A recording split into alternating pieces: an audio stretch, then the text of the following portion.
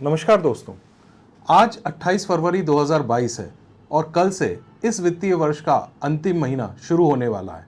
मार्च का महीना वित्तीय वर्ष में खासा महत्व रखता है क्योंकि इस महीने में सारी वित्तीय क्लोजिंग्स होती हैं और इस महीने में ही अपने सभी बचे हुए इन्वेस्टमेंट्स को जनरली पब्लिक प्लान करती है।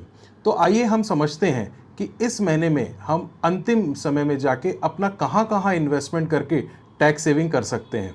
तो टैक्स सेविंग करने के कई विकल्प मौजूद हैं, कई सेक्शंस हैं जिसमें हमें गवर्नमेंट ने टैक्स की सेविंग दी है, जैसे कि section 80C, section 80D, NPS जैसे इन्वेस्टमेंट्स या फिर होम लोन का इंटरेस्ट। आज मैं आपसे जो बात करने जा रहा हूं वो सेक्शन 80C के इन्वेस्टमेंट्स के बारे में बात करने जा रहा हूं, पीपीएफ और ईएलएसएस। पीपीएफ एक बैंकों के द्वारा या पोस्ट ऑफिस के द्वारा दिया गया 15 साल का एक इन्वेस्टमेंट है जिसमें आप सेक्शन 80C के अंतर्गत टैक्स सेविंग कर सकते हैं। इसमें आपको एक फिक्स्ड इंटरेस्ट मिलता है जो कि हर साल गवर्नमेंट द्वारा डिसाइड किया जाता है। इस साल का रेट ऑफ इंटरेस्ट 7.1% है। साथ ही साथ एक ईएलएस जो कि म्यूचुअल फंड कंपनीज द्वारा दिया हुआ एक इन्वेस्टमेंट के साथ साथ टैक्स सेविंग का भी फंड ऑप्शन है।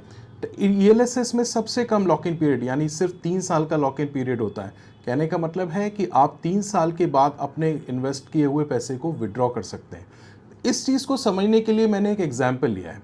हमने दो चीज़ों को कंपेयर किया है, एक ईएलएसएस और एक रेंडमली चूज़ किया हुआ डीएसपी टैक्स सेवर का फंड, जिसका मैंने पिछले 15 साल का ट्रैक रिकॉर्ड उठाया है।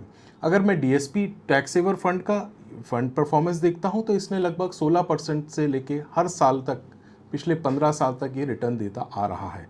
और ये पीपीएफ का परफॉर्मेंस लिया जिसका 7.95% के हिसाब से रिटर्न्स आए। तो आप देख रहे हैं कि मार्केट के रिटर्न्स की वजह से थोड़ा सा डीएसपी टैक्स सेवर का परफॉर्मेंस काफ़ी अच्छा हुआ है।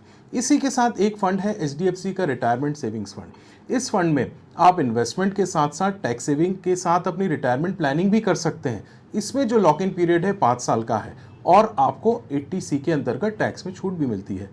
इसमें एक बहुत अच्छी बात यह है कि जो हमारे सीनियर सिटीजन्स हैं जिनकी उम्र 60 वर्ष या उससे ऊपर है, उनके लिए इस फंड में किसी भी तरह का कोई भी लॉक इन पीरियड नहीं है।